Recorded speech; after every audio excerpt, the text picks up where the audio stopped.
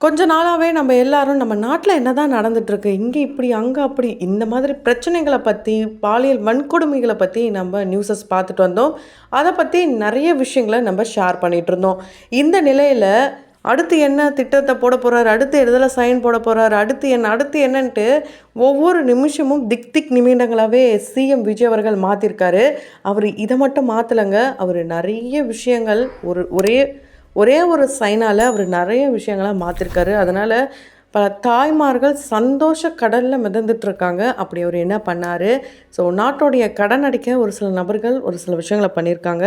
அது யார பார்த்து பண்ணாங்க அப்படின்னு பார்த்தீங்கன்னா, சிஎம் விஜய் அவர்கள பார்த்து தான் பண்ணியிருக்காங்க. ஸோ விஜய் அவர்கள வச்சு எப்பப்பா பண்ணாங்க? விஜய் சார் ஏன் இப்படி வச்சு பண்ணியிருக்காங்க? அப்படின்ற கேள்வியும் இருக்கும். அது எல்லாத்துக்குமே பதிலா இருக்க போது. அது மட்டும் இல்லாம இப்ப ரீசென்ட்டா அவருக்கு குரல் கொடுத்த சில சம்பவங்கள பத்தியும் பார்க்கலாம். தொடர்ந்து வீடியோஸ்லாம் பார்க்கணும்னு நினச்சிங்கன்னா, உடனே நம்ம சினி சமூகம் சேனல சப்ஸ்கிரைப் பண்ணிடுங்க. கூடவே பக்கத்துல இருக்க பெல் ஐகானையும் மறக்காம பிரஸ் பண்ணிடுங்க. டி நகர்ல ஒரு டாஸ்மாக் கடைய மூடியிருக்காங்க. அதாவது நம்ம ஆல்ரெடி பார்த்துருந்தோம். நாடு முழுவதுமே 700க்கும் மேற்பட்ட டாஸ்மாக் கடைகளை மூடிட்டாங்க. ஸோ சிஎம் இது ஒரே நைட்ல வந்து சைன் போட்டு ஒரே உத்தரவு தான். அதுலேயே டக்கு டக்கு டக்குன்னு முடிச்சுட்டு விட்டாங்க. ஸோ இந்த ஒரு தருணம் பல பேருக்கும் ரொம்ப சந்தோஷமாக இருந்தாலும், இந்த மது பிரியர்களுக்கு வந்து மிகப்பெரிய கோபத்தையும் ரொம்ப பெரிய வருத்தத்தையும் ஏற்படுத்தியிருக்கு. இதனால் வந்து நாங்கள் கடையை உடைச்சிருவோம், நீங்கள் திரும்ப அதை வாபஸ் பண்ணணும், இப்படிலாம் சொல்லிட்டு இருக்காங்க. சிஎம் அவர்களுக்கு பெரிய பெரிய ஆட்கள் வந்து சவால் விட்டு பயமுறுத்தியே அவரை யாரும் எதுவும் பண்ண முடியல. அவரை அன்பாக நேசிக்கிற மக்களுக்கு ஏதாவது ஒன்றுனா சும்மா விட்டுருவாரா? அதனால் இந்த ஒரு விஷயத்துக்காக அவர் மேலே யார் என்ன கோவப்பட்டாலும் அவர் அதை பற்றி கேர் பண்ண போகிறது கிடையாது. அவருக்கு பெண்களுடைய பாதுகாப்பு, மக்களுடைய உயிர், மனிதர்களை மனுஷனாக மதிக்கணுன்ற ஒரு நல்ல பண்பு, குணம் எல்லாமே தெரிஞ்சிருக்கு, இருக்குது. அதனால தான் இப்படிப்பட்ட ஒரு செயலை பண்ணியிருக்காருன்ட்டு நானும் சொல்கிறேன். அண்டு 40 வருஷமாக போராடி ஒரு வெற்றி கிடச்சிருக்குன்ட்டு ஒரு பிரின்சிபலும் சொல்லியிருக்காங்க. ஆமாங்க, டி நகரை சேர்ந்த ஒரு பிரபலமான ஸ்கூலுடைய பிரின்சிபல் தான் ஒரு வீலாக் மாதிரி எடுத்து போட்டிருக்காங்க. அந்த வீடியோவில் அவங்க என்னெல்லாம் சொல்லியிருக்காங்கன்னா, ரொம்ப ரொம்ப ரொம்ப நன்றி சிஎம் சார், நாங்கள் வந்து 40 வருஷம் போராடினோம். இந்த இடத்துல எங்களுடைய பிள்ளைகள் போகவே முடியாது. இந்த கடைக்கு ஒரு 4 பில்டிங் தள்ளி தான் எங்கள் ஸ்கூல் இருக்குது. 6 மணிக்கு மேலே பெண்கள்லாம் நடக்கவே முடியாது. அப்படிப்பட்ட சூழலில் இத்தனை வருட போராட்டத்துக்கு கிடைச்ச முதல் வெற்றினே சொல்லலாம். நீங்கள் வந்து இதை எதை நினச்சி போட்டிங்களோ அதெல்லாம் வந்து கண்டிப்பாக நடக்கும். கண்டிப்பாக நீங்கள் எங்களுக்கு நல்லது தான் செய்வீங்க நாங்கள் நம்புகிறோம். ஒரே நாளில் மதுக்கடையை மூடினதுக்கு ரொம்ப ரொம்ப நன்றி முதல்வரே. ஸோ டிவிக்கே எல்லாருக்குமே நன்றி இப்படின்ட்டு இந்த ஒரு பிரின்சிபல் சொன்னது மட்டும் இல்லாமல், ஆல்ரெடி இவங்க வந்து விஜய் அவர்களுக்கு சப்போர்ட் பண்ணி வீடியோஸ்லாம் போட்டிருக்காங்க. அந்த வீடியோ எதுக்காகனா, அவங்க அரசியல் பேசுகிறதுக்கு முக்கிய காரணமே டிவிக்கே தானாம். ஸோ விஜய் அவர்கள் தான் முக்கிய காரணமாம். இந்த வயசில் உனக்கு எதுக்கு அரசியல் அப்படின்ட்டு இவங்களை கேலி கிண்டல் பண்ணது மட்டும் இல்லாமல், நீங்களாம் ஒரு தற்குறி அப்படி யாரை சொல்கிறாங்க? இவங்க விஜய் அவர்களை பற்றி பேசுனதுனால இவங்கள சொல்கிறாங்க. அப்படி தற்குறியாக இருக்கிறவங்க தான் இப்போ இவ்வளோ பெரிய ஸ்கூலோடைய பிரின்சிபலாக இருக்க முடியுமா? அதை கொஞ்சம் யோசிக்கணும். ஸோ அது மட்டும் இல்லாமல் மக்களுக்கு நல்லது செய்யணும் அப்படின்னு நினச்சி வந்த முதல் நபராக நாங்கள் பார்க்குறோம் அப்படின்லாம் சொல்லியிருக்காங்க.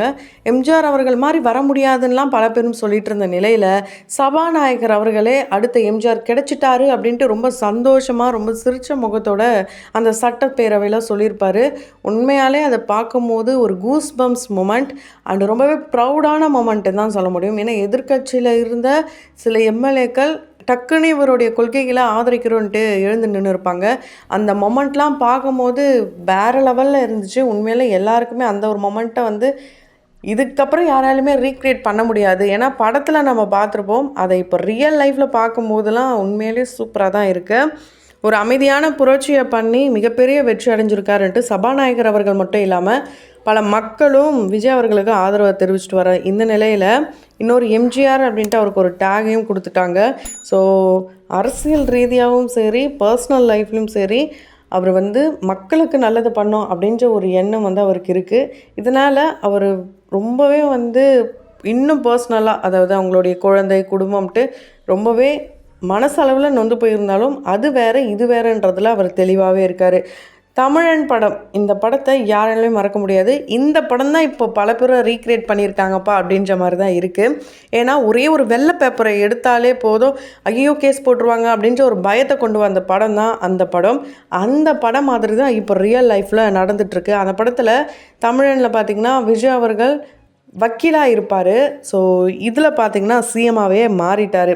இந்த படத்தில் அதாவது நாட்டுடைய கடனை அடைக்கணும்னா ஒரு தனிநபருடைய கடன் தொகை என்ன அப்படின்றது தெரியணுன்ட்டு இவராக ஒரு கால்குலேட் பண்ணி ஒரு அமௌண்ட்டை ஒரு செக்கை பிஎம்க்கு அனுப்புவார். அந்த மாதிரி இவருடைய படத்துலேருந்து அந்த சீன் எடுத்து நாட்டுடைய கடனை நானும் அடைக்கிறேன், என்னுடைய பங்கும் நான் கொடுக்குறேன்ட்டு தனிநபருக்கான அந்த பங்கு என்னன்றத தெரிஞ்சுக்கிட்டு இப்போது ஈரோட்டை சேர்ந்த ரமேஷ் அப்படின்ற ஒரு நபர் 1,26,000 அவருடைய கடனை கொடுத்துருக்காரு சிஎம் அவர்களுடைய பொது நிவாரண நிதிக்காக. இது ரொம்பவே பெரிய விஷயம். இது மட்டும் இல்லாமல் ஒரு டீ கடை உரிமையாளர் 300 ரூபாய் கொடுத்துருக்காரு.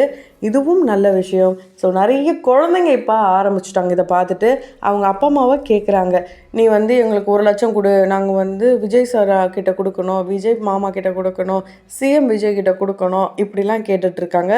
அண்ட் அவங்களோட உண்டியல் பணத்தை கூட நாங்கள் கொடுத்து அனுப்புகிறோம் அப்படிலாம் சொல்லி ரீல்ஸ் வீடியோஸ்லாம் போட்டாலும் இப்போ இவர் ஜெயிக்கிறதுக்கு முக்கிய ஒரு புள்ளியாக இருந்தது இந்த குழந்தைகள் தான். அவங்க பேரண்ட்ஸை பிரெயின் வாஷ் பண்ணியிருக்காங்க.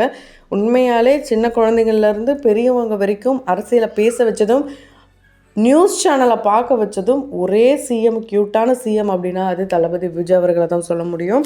இப்போ ரீசெண்டாக நீட் தேர்வு நடந்தது. நீட் தேர்வுக்கு முன்னாடியாக இருக்கலாம், நீட் தேர்வுக்கு பின்னாடியாக இருக்கலாம், எப்போவுமே அதை எடுத்தோனாலே சர்ச்சை அப்படி தான் வரும். அந்த மாதிரி தான் இப்போ நடந்த இந்த நீட் தேர்வுடைய எக்ஸாம் கொஸ்டின்ஸ் பேப்பர் பார்த்திங்கன்னா ஆல்ரெடி லீக் அவுட் ஆகிடுச்சு அப்படின்னு சொல்லி நடந்து முடிஞ்ச நீட் தேர்வை ரத்து பண்ணிட்டாங்க. ஸோ திரும்பவும் நீட் தேர்வு வைக்கிறதுக்கான பிளானிங் போயிட்டுருக்கு. இந்த நிலையில் சிஎம் விஜய் அவர்கள் இதை பற்றி இதுக்கான குரல் என்ன கொடுத்துருக்காரு அப்படின்னா, நீட் தேர்வு என்னை பொறுத்த வரைக்கும் வேணாம். ஏன்னா பிள்ளைங்க ரொம்பவே கஷ்டப்பட்டு படித்து தான் அந்த 12th ஒரு நல்ல ஒரு மார்க் எடுக்கிறாங்க. அப்படி இருக்கும்போது அந்த மார்க்கை பேஸ் பண்ணி நீங்கள் ஏன் காலேஜில் சேர்க்கக்கூடாது, கவுன்சிலிங்கில் வச்சு சேர்க்கலாமே, எதுக்கு தேவையில்லாமல் நீட் தேர்வுலாம் வைக்கணும், நீங்கள் ரத்து பண்ணியே ஆகணுன்ட்டு ஒரு ஸ்ட்ராங்கான ஒரு ஒப்பீனியனை முன் வச்சுருக்காரு. உண்மையாலே இது வரைக்கும் யாரெல்லாம் சொல்லி நடக்கலையோ கண்டிப்பாக சிஎம் விஜய் அவர்கள் சொன்ன நடக்குன்ற ஒரு நம்பிக்கை வர வகையில் தான் இவருடைய இந்த ஒரு குரல் இருக்குது. உண்மையாக நடந்தால் அது ஸ்டூடெண்ட்ஸ்க்கு மட்டும் இல்லாமல் பேரண்ட்ஸ்க்கும் ரொம்ப ரொம்ப ரொம்ப சந்தோஷம். ஏன்னா இங்கே உயிரை கொடுத்து பசங்க படித்து நிறைய மார்க் எடுக்கணும், 1 மார்க்கில் 0.5லலாம் போயிட்டு திரும்ப திரும்ப திரும்ப கோச்சிங் சென்டர் போயிட்டு இந்த நீட் தேர்வுக்கெலாம் படிக்கிறாங்க. உண்மையாலே அதெல்லாம் பார்க்கும்போது ரொம்பவே மனவேதனையாக தான் இருக்குது. இருந்தாலும் இந்த நிலை மாறும் அப்படின்றதுல உறுதியோடு இருக்கலாம். இது வரைக்கும் எப்படி இருந்ததோ தெரியாது, ஆனால் இதுக்கப்புறம் நம்ம என்னெல்லாம் நினைக்கிறோமோ அது நடக்கும்ன்றதுல உண்மையாலே ஸ்ட்ராங்காக இருக்கலாம். மக்களுக்கு ஒரு தன்னம்பிக்கையை கொடுத்துருக்காரு சிஎம் விஜய் அவர்கள். இதுக்கு அவருக்கு நம்ம பாராட்டுக்களை தான் தெரிவிக்கணும். விஜய் அவர்கள்கிட்ட ஒவ்வொருத்தரும் ஒவ்வொரு கோரிக்கைகளை முன்வைக்கிறாங்க. அதாவது இந்த டாஸ்மார்க் மூடினதில் பல தாய்மார்கள், மனைவிமார்கள், பெண்கள் எல்லாருமே மன நிம்மதி அடைஞ்சிருக்காங்க. அதில் ஒரு தாய்மார் என்ன சொல்லியிருக்காங்கன்னா, என்னுடைய மகனை இழந்து என்னுடைய பேரன் பேத்தி ரொம்பவே தனிமையில் வாழ்கிறாங்க, என்னுடைய மருமகளை ரொம்பவே மனசு உடைஞ்சு போய் இருக்கா, கண்டிப்பாக எனக்கு இன்னொரு மகனுக்கு எனக்கு குடும்பம் இருக்குன்னு தான் நான் வாழ்ந்துட்டுருக்கேன், எங்களுக்கு அப்புறம் அவங்கள யார் பார்த்துப்பாங்கன்னு எங்களுக்கு தெரியல. ஸோ இந்த ஒரு குடியால் தான் என்னுடைய மகனை நாங்கள் இழந்தோம், இதுக்கப்புறம் யாரும் அந்தோடைய மகனாக இருக்கட்டும் கணவனாக இருக்கட்டும் யாரையுமே இழக்கக்கூடாது அப்படின்றதுக்கு ஒரு முன் உதாரணமாக சிஎம் சார் இப்படிப்பட்ட ஒரு முடிவு எடுத்ததில் எனக்கு ரொம்ப ரொம்ப சந்தோஷம், ரொம்ப நன்றி ஐயா அப்படின்னு சொல்லி கண் கலங்கி நன்றி சொல்லியிருக்காங்க. இவங்க சொன்னது தெரியுது, இந்த மாதிரி பல பெண்கள் சொல்லாமல் இருக்காங்க. இப்படி தான் சீரியலை நிறுத்துங்க, ரொம்பவே டார்ச்சராக இருக்குது. குறிப்பாக சிங்கப்பெண் எதிர்நீச்சல் அப்படின்ற சீரியலை நிறுத்துங்க. ஏன்னா ஒரு ப்ராக்டிக்கலாக நடக்கிற விஷயத்தை எடுத்து சொன்னால் பரவாயில்ல. ஒரு பொண்ணு கர்ப்பமாகறா, 2 வருஷமாக குழந்தைய பிறக்கலாம், அது என்ன ஒரு சீரியல்? ஸோ எதிர்நீச்சல்ன்ற சீரியலை ஒருத்தவனுக்கு தண்டனை கிடைக்கணும். பல வருஷமாக அந்த குடும்பத்தில் அவ்வளோ கஷ்டங்கள் நடந்துகிட்டே இருக்குமா? ஒரு ப்ராக்டிக்கலாக நடக்காத ஒரு விஷயத்தை கொண்டு மக்களுக்குள்ளே திணிச்சு ரொம்பவே எங்களை சாகடிக்கிறாங்க, மென்டலி ப்ரெஷர் ஆகுது. இப்படிப்பட்ட சீரியல்லாம் நிறுத்துங்க. கயல் உட்பட இது போல் சீரியல்ஸ்லாம் நிறுத்துங்கன்ட்டு அதை ஒரு கோரிக்கையாக முன் வச்சுருக்காங்க. ஸோ இதுக்கெல்லாம் ஒரு முற்றுப்புள்ளி வருமா அப்படின்னா கண்டிப்பாக அதுக்கும் வரும். ஏன்னா சீரியல்ஸ் அப்படின்றது சின்ன குழந்தைங்கலேருந்து பெரியவங்க வரைக்கும் இப்போ பார்க்க ஆரம்பிச்சிட்டாங்க, ஒவ்வொரு கேரக்டருமே அப்சர்வ் பண்ண ஆரம்பிச்சிட்டாங்க. ஸோ அப்படி இருக்கும்போது கண்டிப்பாக இந்த ஒரு மாற்றம் மாறி தான் ஆகணும். சீரியல்ஸோடைய கதைக்களத்தை மாற்றி தான் ஆகணும். ஒவ்வொன்றுமே ரியலிஸ்டிக், அதாவது இப்போ என்ன கரண்ட்டில் நடக்குது அதை வச்சு எடுத்தால் பரவாயில்ல. இல்லாத ஒரு விஷயத்தை க்ரியேட் பண்ணி எதுக்கு தேவையில்லாமல் மக்களையும் முட்டாளாக்கணும், நேரத்தை வீணாக்கணும் தெரியல. ஒரு கொடுக்குற கண்டென்ட்டை நல்லா கொடுக்கணுன்றது தான் நேர்களுடைய விருப்பமாக இருக்குது. அதை இந்த டேரக்டர்ஸ் புரிஞ்சு எடுத்தாங்கன்னா இன்னுமே நல்லாயிருக்கும். இதுக்கான மாற்றத்தை கண்டிப்பாக கொண்டு வரலாம். நான் சங்கத்தில் முடிவெடுத்து கண்டிப்பாக இதுக்கான மாற்றத்தை கொண்டு வருவாங்க. ஸோ விஜய் அவர்களுடைய இங்கே இவர் செஞ்சுருக்க இப்போ ரீசெண்டாக நடந்த சில விஷயங்களை மட்டும்தான் பார்த்துட்ருக்கோம். அது செட்டப் பேரவையில் ஒரு பக்கம் நடந்துகிட்ருக்கு, இன்னொரு பக்கம் மக்கள் இவரை எப்படி பார்க்குறாங்கன்றதை பார்த்துட்ருக்கோம். அந்த வகையில் நீங்கள் விஜய் அவர்களுடைய இந்த குறிப்பிட்ட நாட்களில் ஏற்பட்ட இந்த செயல்களை பற்றி என்ன நினைக்கிறீங்க? அவரை பற்றின உங்களுடைய கருத்துக்கள், குறிப்பாக சிஎம் விஜய் அவர்களை பற்றின உங்களுடைய கருத்துக்களை கமெண்ட் பாக்ஸில் மறக்காமல் கமெண்ட் பண்ணுங்கள். அவருடைய எடுக்கிற ஒவ்வொரு ஆக்ஷனும் எப்படி இருக்குது இதையும் குறிப்பாக சொல்லுங்கள். தொடர்ந்து வீடியோஸ்லாம் பார்க்கணும்னு நினச்சிங்கன்னா உடனே நம்ம சினி சமூகம் சேனலை சப்ஸ்கிரைப் பண்ணிவிடுங்க. கூடவே பக்கத்தில் இருக்க பெல் ஐக்கானையும் மறக்காமல் ப்ரெஸ் பண்ணிவிடுங்க.